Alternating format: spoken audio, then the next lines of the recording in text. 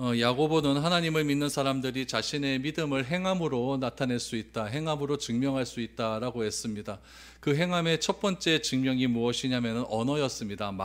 말이 변해야 된다라는 것이죠. 그래서 야고보는 하나님으로부터 내려온 지혜가 있고 땅으로부터 올라온 그런 지혜가 있는데, 하나님의 지혜를 지키며 살아가는 삶의 태도가 바로 언어다라는 것을 이야기했습니다. 그래서 우리의 믿음의 증거는 먼저 언어의 변화에 있다라고 이야기를 했죠.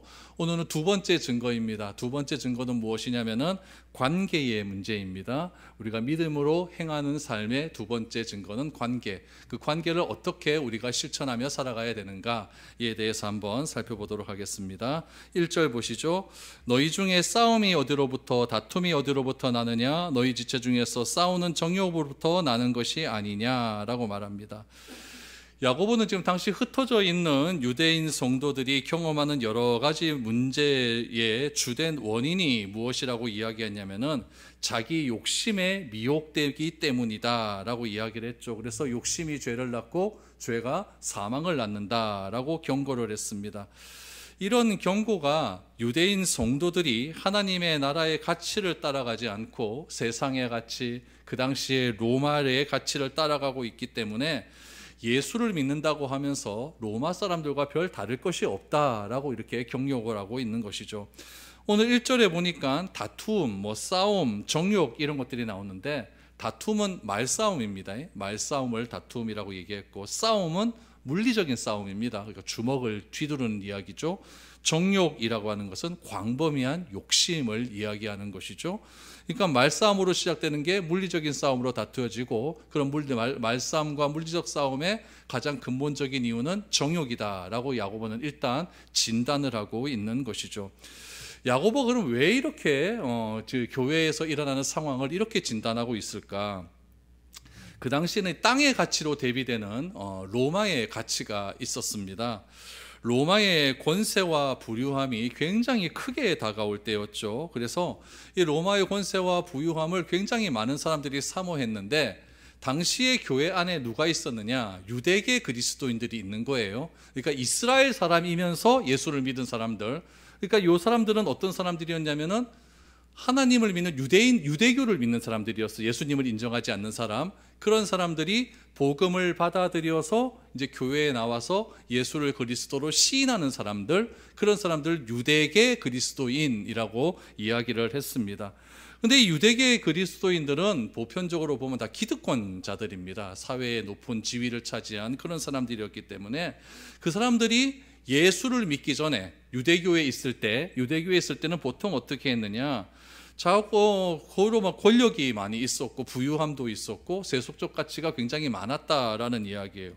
그런데 예수님이 가르치는 복음의 가치는 그런 것들을 추구하지 말라고 하거든요. 그래서 이 교회 안에 어떤 문제가 발생하느냐? 과거에 가졌던 그런 가치를 이제 새로운 새 사람이 되었다고 한다면 좀 벗어버려야 되는데, 아직 과거의 그 가치를 계속해서 자기들이 가지고 있는 거죠. 교회 안에서도 권력이 중요하고, 교회 안에서도 부유함이 중요한 것이고, 교회 안에서도 내 기득권이 중요하다라고 하는 그런 생각들이 많이 발생하게 됩니다.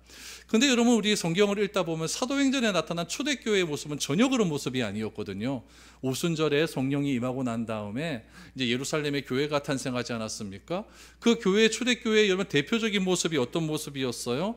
가난한 자를 위해서 자기가 가지고 있는 것을 기꺼이 내어주는 그런 모습들이 보여주지 않았습니까? 그런데 시간이 지나면서 어떻게 되었느냐? 원래 교회의 모습은 똑같이 하나님 안에서 평등하게 살아가는 것이었거든요. 그래서 누구나 사도행전을 보니까 가난한 자가 없었더라라고 말하는 것처럼 그 어렵고 힘든 사람들의 필요를 조금 여유 있는 사람들이 채워주게 되었고, 그런 것들이 교회 안에서 굉장히 아름답게 이루어졌거든요. 그래서 우리 사도행전에도 보니까 구제하는 일들도 굉장히 많았다는 것이 무엇이냐면은, 자기가 많이 가졌다고 한다면 그것을 가지고 자기가 권세를 누리는 것이 아니라 서로 나누고 섬기는 일에 앞장섰다는 것을 알 수가 있어요. 그것이 교회의 가치였다는 이야기죠. 그런데 교회 안에 그러니까 옛날에 유대교회에 있었을 때 권력을 잡고 기득권을 가졌던 사람들도 맨 처음에 예수를 믿고 난 다음에는 자기도 좀 내놓고, 그래서 같이 이렇게 초대교회의 핵심적인 모습을 보이면서 살아왔는데, 시간이 지나면서 자기가 가지고 있었던 그 생각하고 교회하고 안 맞는 겁니다. 자기가 가지고 있었던 생각은 그래도 내가 좀 가졌으니까 좀 누리고, 내가 좀 권력도 있으니까 조금 내가 좀 지배도 좀 하고, 지배층에서 그렇게 살고 싶은데, 교회에서 가르치는 것은 그런 것들이 아니거든요. 그러다 보니까 교회의 가치와 자기들이 가지고 있는 가치 사이에 충돌이 생기는 것 아니겠습니까? 자꾸 충돌이 생기면서 이 하나님의 이 교회에서 말하는 가치를 자기들이 따라가지를 못하는 그런 상황이 되어버리게 되는 것이죠. 그러니까 하나님의 백성이라고, 유대인들 하나님의 백성이라고 오랜 시간 동안 자부하면서 자라왔던 모습 속에서 이 유대교에서 그리스도인도 넘어왔다면 자기의 그 과거의 모습은 버려버려야 되는데, 그런 모습은 버려버리지 않고 이 교회 안에서 참된 그리스도인의 모습이 전혀 발견되지 않은 그런 상황에 처해 있는 상황이었다는 것이죠. 그러다 보니까 겉으로는 성도라고 부르면서 그리스도인이라고 하지만은 실제로는 어떻게 되냐, 남보다 더 많이 가지고 싶고, 남보다 더 높은 곳에 올라가고 싶고, 남보다 더 인정받고 싶어하는 그런 욕구가 점점 많아지는 사람들이 교회 안에 자꾸 차고 넘치게 되었다라는 이야기죠. 그 교회 안에 그런 사람들이 자꾸 차고 넘치게 되니까 교회의 성격 자체가 그런 모습으로 변질되어 갈 것 아니겠습니까? 이런 모습을 지금 야고보가 굉장히 비판을 하고 있는 것이겠죠. 그래서 2절 3절을 보시죠. 너희는 욕심을 내어도 얻지 못하며 살인하며 시기하여도 능히 취하지 못함으로 다투고 싸우는도다. 너희가 얻지 못함을 구하지 아니하기 때문이요, 구하여도 받지 못함은 정욕으로 쓰려고 잘못 구하기 때문이다 라고 말합니다. 그러니까 야고보도 알아요. 우리가 원하는 것이 있다는 건 알아요. 여러분도 다 원하는 거 있잖아요, 그렇죠? 원하는 것이 있어요. 저도 원하는 것이 있어요. 그런데 얻고자 하는 것을 얻지 못하는 것이 문제라는 이야기예요. 여러분 원하는 거 다 얻고 삽니까? 그거 아니잖아요. 그러니까 야고보가 분명히 얘기하는 거죠. 교회 안에서도 성도들이 원하는 것이 있는데 그 원하는 것들이 내 마음에 충족하게 찰 만큼 얻지 못한다는 이야기죠. 그 왜 얻지 못하느냐? 2절 3절의 말씀에 보니까 욕심 때문이다라고 이야기해요. 또 구하지 않기 때문에 얻지 못한다고 이야기합니까? 또 구하여도 잘못 구하기 때문이다라고 이야기를 해요. 그러니까 야고보가 하고 싶은 말은 무엇이냐면은 살인, 시기, 다툼, 교회 안에서 이런 것들이 일어난다는 얘기죠. 교회 안에서 막 시기가 일어나고 다툼이 일어난다는 이야기예요. 이런 다툼을 없애기 위해서 우리가 구해야 될 것이 있다는 이야기죠. 교회에서 하나님, 시기함이 좀 없어질 수 있도록 해주세요. 다툼이 없을 수 있도록 해주세요. 구해야 될 것 아닙니까? 그런데 오히려 그런 것들을 구하는 내가 더 시기하고 다투고 있다는 데 문제가 있다라고 이야기를 하고 있는 것이죠. 그래서 야고보는 분명히 이야기해요. 잘못 구하기 때문이다 라고 이야기를 하고 있는 겁니다. 그러니까 우리가 교회에 와서 구해야 될 것은 과거에 예수 믿기 전에 내가 생각했던 그런 것들을 구하면 안 된다라는 것을 분명히 이야기해요. 내가 예수를 믿겠다고 결정한 것은 무엇이냐면, 어떤 결정이냐면은 단순히 얘가 예수님을 하나님의 아들로 믿습니다, 이런 것들을 초월한 거예요. 어떤 결정들이 있느냐? 과거에 내가 원하는 것들 다 벗어버리겠다는 얘기예요. 과거에 내가 원하는 것, 그게 내 전부가 아니라 예수님이 원하는 것을 나도 원하겠다라고 결단하는 것이 예수 믿겠다는 결단입니다. 그러니까 예수님이 원하는 것이 무엇인지 알아야 나도 그것을 구할 것 아니겠습니까? 근데 그것을 모르는 채로 내가 원하는 것만 자꾸 구하는 것이 문제다. 그래서 교회 안에 자꾸 문제가 생긴다라고 야고보는 그렇게 지금 진단을 내리고 있는 것이죠. 그러니까 교회에 와서도 과거에 내가 원했던 건 뭡니까? 로마의 풍요함, 로마의 부유함들, 로마의 강함을 나도 원하고 있는 거예요. 하나님, 교회가 부유하게 해주십시오. 교회가 강하게 해주십시오. 교회가 풍요롭게 해주십시오. 이런 것도만 구하고 있다는 이야기죠. 그러니까 우리가 무엇인가를 구하는 이유는요, 하나님의 무한하신 은혜와 풍성함 때문에 내가 무엇인가 하나님께 구하는 것이 아니라 오히려 나 중심적으로 이기적인 마음으로 그 이기적인 마음들이 성취가 되기 위해서 그렇게 자꾸 구하는 것이 문제다라고 이야기를 하고 있는 것이죠. 여러분 가만히 한번 생각을 한번 해보세요. 우리가 어떤 목표한 일이 있었어요. 그 목표한 일을 내가 딱 성취를 했어요. 그때 여러분 주로 어떤 이야기 합니까? 하나님께 영광을 돌립니다. 이런 얘기 합니까 안 합니까? 뭐 하네요. 거기 시상식 같은 데 보면은 대상 받게 해주셔서 하나님께 영광 돌립니다. 다 이런 얘기 하잖아요. 그렇죠? 여러분들도 자식들이 좋은데 되고 이러면 하나님께 영광 돌립니다. 이런 얘기 하잖아요. 그런 얘기 해요. 그런데 내가 원하는 것이 다 어떤 것들이냐? 여러분 세상은 피라미드 구조잖아요. 그렇죠? 누가 높은 곳에 올라가느냐 이 싸움이 아닙니까? 제일 밑바닥은 안 하려고 해요. 제일 높은 데 올라가려고 하죠. 이 피라미드 계급 구조 속에서 내가 높은 곳에 올라가고 많은 것을 소유하면 내가 더 높은 곳에 올라갈 수가 있고 사람들로부터 인정받게 되면 내가 꼭대기점에 올라갈 수 있는 것 아니겠습니까? 그러면 높은 곳, 많은 것, 소유하는 것, 인정받는 것이 하나님이 우리를 구원하신 목적일까요? 이건 아니라는 이야기죠. 그런데 우리의 구함은 다 거기에 맞춰져 있는 거예요. 하나님, 내가 꼭대기에 올라갈 수 있게 해주셔서 감사합니다. 내가 누구로부터 인정받게 해주셔서 감사합니다. 이 모든 영광 하나님께 올려드립니다 라고 한다면은 내가 세상에서 추구하는 가치를 얻고 난 다음에 그 성취의 결과를 가지고 하나님께 영광을 돌리는 것이 잘된 겁니까? 잘못된 겁니까? 잘못된다는 거예요. 이거 갖고 시기하고 다툰다는 이야기예요. 교회에서 어떤 사람이 진짜 높은 데 올라가서 하나님께 영광 돌립니다라고 이렇게 딱 이야기를 했어요. 그럼 그거 다 아우 잘됐다 잘됐다 이렇게 말하는 사람도 있는 반면에 속으로는 아이고 이런 시기하는 사람이 있습니까 없습니까? 있다는 얘기. 그러면서 교회가 자꾸 분열이 된다는 이야기죠. 그래서 우리는 여러분 세상의 구조 속에 살아가요. 교회라고 하는 것은 다 세상 가운데 있는 것 아니겠습니까? 그래서 우리는 이중 국적을 가졌다고 이야기를 해요. 이 세상의 국적도 있지만 하나님 나라의 국적도 있다. 그렇기 때문에 우리가 이 세상 속에서 살아가기 때문에 높은 자리에 올라가기 위한 노력도 필요하고 소유도 필요하고 사람에게 인정받는 것도 필요합니다. 중요한 것은 왜 우리가 그런 것들을 얻으려고 하는지 동기가 중요하다는 이야기예요.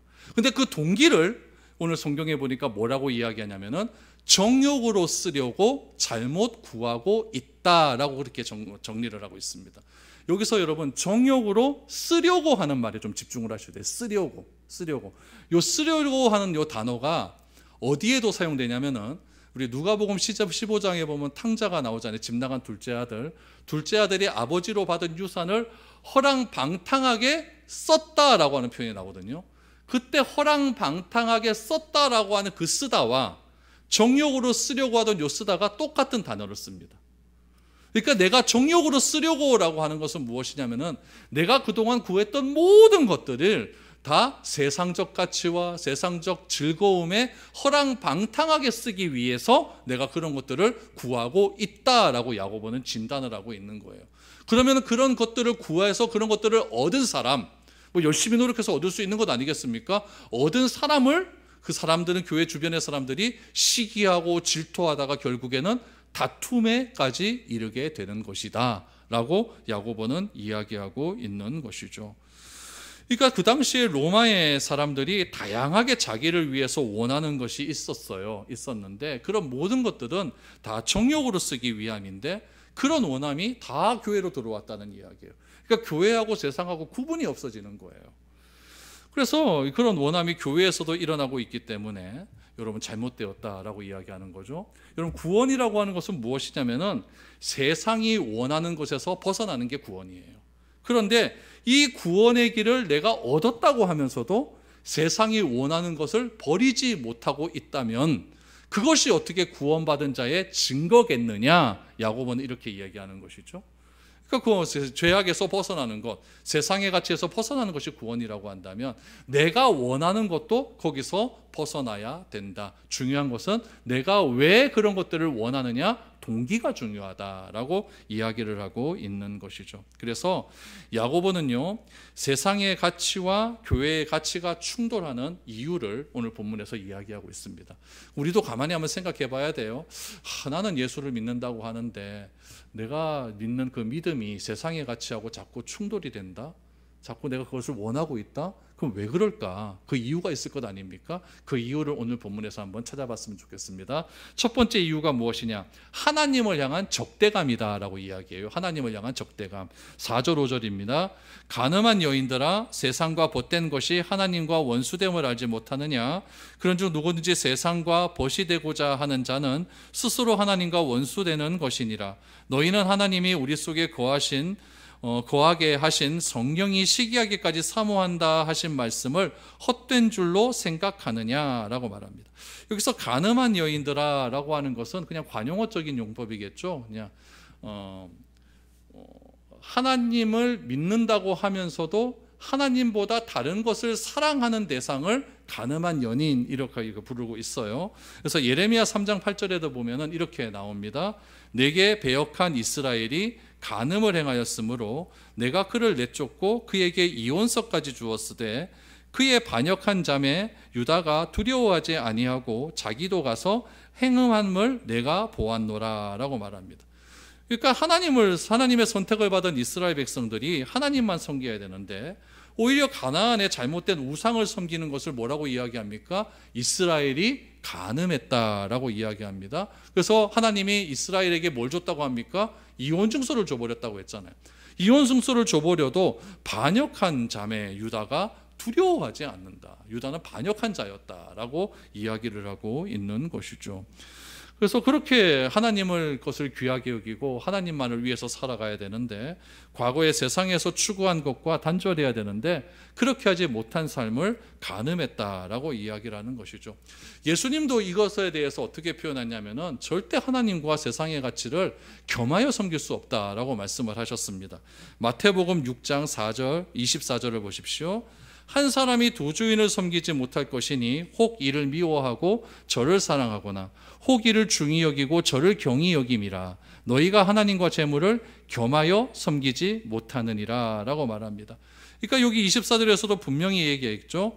요거는 미워하고 요거를 사랑하거나 요거를 중하게 여기고 요거를 경히 여겨야 되는데 이거는 똑같이 중하게 여기려고 한다. 그 두 가지가 뭡니까? 하나님과 재물. 요걸 똑같이 여기려고 한다. 그래서 이 두 가지를 똑같이 섬기면서 하나님을 사랑한다라고 절대 말할 수 없다라고 이야기하는 거죠. 그러니까 우리가 자꾸 충돌하는 이유는 뭐냐면은 하나님에 대한 적대심이 많았기 때문에 그렇다. 하나님을 우리가 제대로 알지 못하기 때문에 그렇다라고 야고보는 먼저 이야기합니다. 두 번째는 교만한 마음입니다. 6절을 보시죠. 그러나 더욱 큰 은혜를 주시나니 그러므로 일렀으되 하나님이 교만한 자를 물리치시고 겸손한 자에게 은혜를 주신다 하였느니라 라고 말합니다. 여러분 교만이 이렇게 있다면 교만과 정반대에 있는 개념은 뭘까요? 겸손입니다. 겸손. 그러니까 교만과 겸손은 정반대에 이렇게 있어요. 그러니까 겸손이 부족하게 되면 뭐가 나오냐면 교만함이 튀어나옵니다. 여러분 4세기 초대교회 때 언급한 7가지 죄가 있어요. 그걸 뭐라고 하냐면 7죄종이라고 해요. 7죄종. 7가지 죄의 종류라는 뜻이죠. 7가지 죄의 종류가 뭐냐면은 교만, 인색, 질투, 분노, 음욕, 탐욕, 나태입니다.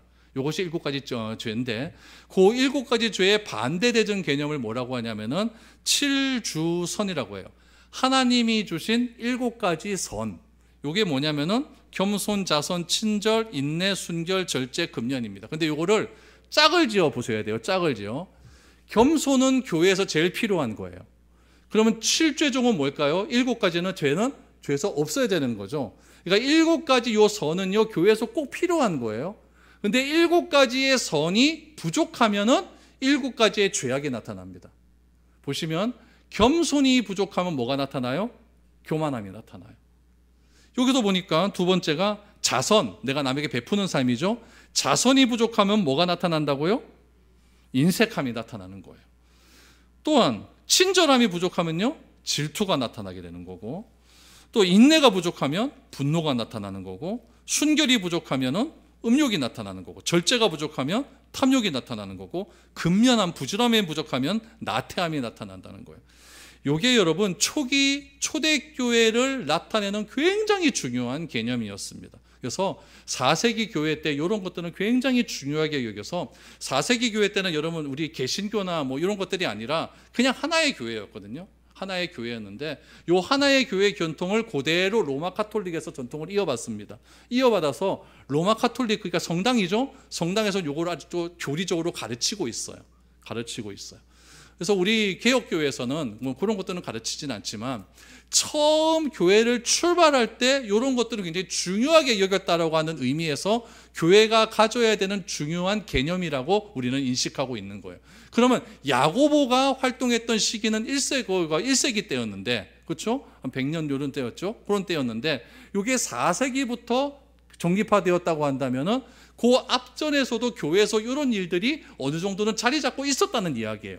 자리 잡고 있다가 4세기에 그것들이 교회에서 교리적으로 확립이 되었다는 이야기죠. 그러니까 야고보는 분명히 아는 거예요. 우리 마음 가운데 겸손함이 결핍된 거예요. 겸손함이 결핍되니까 자꾸 뭐가 올라오느냐? 교만함이 자꾸 들어온다라고 분명하게 이야기하는 것이죠. 6절을 다시 보세요. 하나님은 우리에게 큰 은혜를 베풀어 주시기를 원하셔요. 큰 은혜를 베풀어 주시는데 그 은혜는 왜 주시느냐? 교만한 자를 물리치시고 겸손한 자에게 은혜를 주시기 위해서 하나님께서는 우리에게 은혜를 주신다라는 거예요. 하나님 나에게 은혜 주십시오라고 한다면은 내가 뭐가 되어야 됩니까? 겸손한 자가 되어야 돼요. 그렇다면 이 교만이라는 게 도대체 무엇이냐? 우리는 보통 생각할 때 교만을 어떻게 생각하냐면은 내가 막 잘난 척하고 나 잘생겼어 이렇게 말하는 걸 교만이라고 하잖아요. 근데 교회에서 말하는 교만은 무엇이냐면, 이때 당시에 말하는 교만의 정의는 무엇이냐면은 나보다 다른 사람을 깔보는 태도를 교만이라고 그랬어요. 그런 교만이라고 한 거죠. 그러니까 다른 사람을 굉장히 하찮게 보는 것이죠. 이게 교만이라는 거예요. 그러니까 야고보서리 초에 보니까 굉장히 차별의 문제가 많이 나왔잖아요. 막 가난한 사람들이 가난한 사람 차별하고 막 이런 일들이 나왔잖아요. 그러니까 이게 교만하다는 거예요. 가난하다고 다 겸손한 게 아니라 가난한 사람들이 더 교만해져 가지고 하나님의 은혜를 하찮게 여기는 그런 일들이 교회 가운데 굉장히 많았다는 이야기예요. 이런 것들이 왜 일어나느냐? 당시 로마 사회는요, 신분 사회 아닙니까? 제일 높은 곳에 올라가는 사람들이 귀족들이었어요. 귀족. 그 다음 밑에 단계가 평민, 그 다음 밑에 단계가 노예들이었습니다. 귀족들은 누굴 보고 귀족이라고 그랬냐면은 로마 제국이 성립되어질 때에 거기에 최고 기여를 많이 하신 사람들 있잖아요.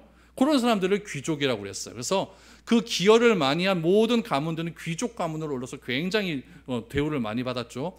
평민들은 누구냐? 그거보다는 좀 못하지만은 그냥 일반적인 백성들이에요. 근데 이 백성들은 나라에 어려운 일이 일어나게 되면은 군인으로 차출이 돼요. 차출이 되지만은 정치에는 참여를 못합니다. 이것이 평민들이었어요. 그럼 노예 계급은 무엇이냐? 귀족이나 평민 계급에게 내 인격과 나의 모든 것들을 빼앗긴 자들이에요. 그러니까 노예들은 자기의 인격이 없습니다. 자기의 재산도 없어요. 애가 태어나면 그 애도 주인의 소유가 되는 것이죠. 이런 사람들이 노예다는 이야기예요. 그럼 이런 것들이 사회 속에서 이런 계급적인 사회 그 제도가 다 인정되는 것이었는데 그 사회의 분위기가 교회도 그대로 들어와 버리는 거죠. 교회도 들어와 버려가지고 교회 안에서 계급이 존재하게 되는 거예요. 오늘날에도 교회 안에서 계급이 존재하지 않습니까? 그래서 야고보는 이야기하는 거예요. 이 교회 안에서 계급이 존재하지 않기 위해서 가장 없애야 되는 덕목이 무엇이냐? 교만이다는 거예요. 그러면 계급이 없어지기 위해서 우리가 추구해야 될 것은 무엇이다? 겸손이겠죠. 그러니까 내가 겸손하지 않으면은 모든 교회 사람들을 바라볼 때 너는 나보다 나죠. 저 사람은 나보다 높아. 이렇게 생각하는 거죠. 여러분, 우리가 굉장히 높은 신분의 사람들 앞에 가면 내가 교만해집니까? 겸손해집니까? 겸손해지죠. 이게 중요한 거예요. 왜 겸손이 부족하면은 교만하게 되느냐? 우리는 다 하나님 앞에서 코람데오의 정신을 가지고 살지 않습니까? 내가 하나님 앞에 서 있다라는 생각을 가지게 되면 항상 내가 하나님 앞에서 겸손한 삶을 살 수밖에 없는 거예요. 그런데 하나님이 안 보이는 거죠. 그래 보니까 자꾸만 교만해져서 사람들을 하찮게 여기는 그런 일들이 일어나게 되는 것이죠. 그래서 야고보는 교회 안에서 이 교만함을 버리고 겸손함으로 관계가 회복되기 위해서 10가지의 명령을 내립니다. 오늘 보면 7절에서 10절까지에 보면은 10가지의 개념이 나오는데 이것은 했으면 좋겠다가 아니라 명령입니다. 이것을 잘 지켜야 겸손해져서 교만함이 없어진다는 거예요. 그럼 어떤 것이냐? 7절에서 8절 보시죠. 그런즉 너희는 하나님께 복종할지어다. 마귀를 대적하라. 그리하면 너희를 피하리라. 하나님을 가까이 하라. 그리하면 너희를 가까이 하시리라. 죄인들아 손을 깨끗이 하라. 두 마음을 품는 자들아 마음을 성결하게 하라. 7절부터 8절까지에 보면 10절까지에 보면 10가지가 나오는데 먼저 7절부터 8절까지의 내용을 한번 보죠. 첫 번째, 복종입니다. 주님이 주시는 권위를 내가 받아들이는 것이 뭐다? 복종이에요. 그러니까 하나님의 주시는 모든 권위를 내가 인정하는 겁니다. 복종이에요. 하나님이 주신 권위를 내가 받아들이기 때문에 마귀를 뭐 할 수 있을까요? 대적할 수가 있는 거예요. 그러니까 첫 번째는 복종, 두 번째는 대적, 세 번째, 하나님의 권위는요 멀리 계신 것이 아니에요. 하나님의 권위는 늘 언제나 가까이 계신 분이에요. 그래서 우리는 살아계신 하나님과 늘 가까이 하는 삶을 살아야 됩니다. 오늘 본문에도 보니까 뭐라고 해요? 하나님을 가까이 하라. 이거 뭐냐면 친교입니다. 하나님과 친밀한 관계를 맺어야 된다. 친교. 우리가 믿는 하나님은 예배의 대상 아닙니까? 예배의 대상이신 하나님께 나아가기 위해서는요 구약의 제사장들은 어떻게 했느냐? 성막이 이렇게 있고 성막 앞에 뭐가 있냐? 물두멍이 있어요. 대야가 있는 거죠. 대야에서 손을 씻었어요. 이게 무엇이냐? 깨끗함.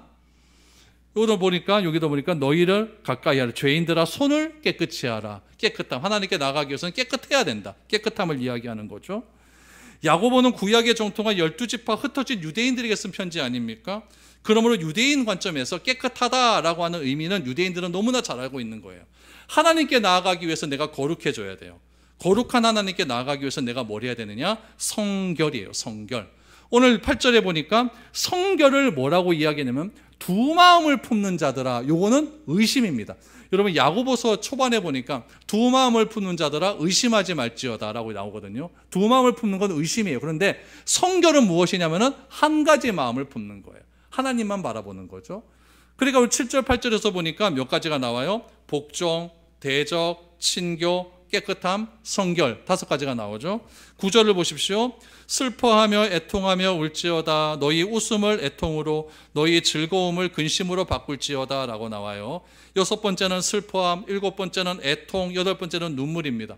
다 같은 의미예요. 다 같은 의미예요. 그런데 단어를 다르게 표현함으로 강조한 겁니다. 요거는 뭐냐면 내가 죄인임을 강조하는 거겠죠. 내가 죄인이니까 슬퍼하고 애통하고 눈물이 나는 것 아니겠습니까? 그러니까 우리가 교회 안에서 관계를 화목하기 위해서는 내가 죄인이라는 사실을 인정을 해야 됩니다. 나는 의인이야 라고 하면은 저런 놈이 다 있는 놈 이렇게 생각할 수밖에 없는데 내가 죄인이기 때문에 다른 사람을 친절하게 대할 수가 있는 것이죠. 근데 여기서 재밌는 사실이 무엇이냐면은 슬퍼하며 애통하며 울지어다라고 말하면서 너희 웃음을 애통으로 즐거움을 근심으로 바꾼대요. 웃음이 좋아요? 애통이 좋아요? 웃음이 좋죠. 즐거움이 좋아요? 근심이 좋아요? 즐거움이 좋죠. 그런데 왜 우리가 좋아하는 것을 내가 싫어하는 것으로 바꾸자고 얘기할까요? 여기서 말하는 웃음과 즐거움은요, 교회에서 말하는 웃음과 즐거움이 아니라 불신자들이 추구하는 웃음과 즐거움인 쾌락을 이야기하는 거예요. 여러분 누가복음 6장 25절 말씀을 보십시오. 화 있을진저 너희 지금 배부른 자들이여 너희는 주리리로다. 화 있을진저 너희 지금 웃는 자여 너희가 애통하며 울리로다 라고 말합니다. 쾌락은 죄악입니다. 그 쾌락이 교회 안에 들어와 버렸어요. 교회 안에 들어와서 교회 안에서 세상에서 즐기는 쾌락이 강조되고 있는 거죠. 이런 사람들을 향하여서 야고보는 이야기합니다. 너희 웃음을 애통으로 즐거움을 근심으로 바꿀지어다 라고 말합니다.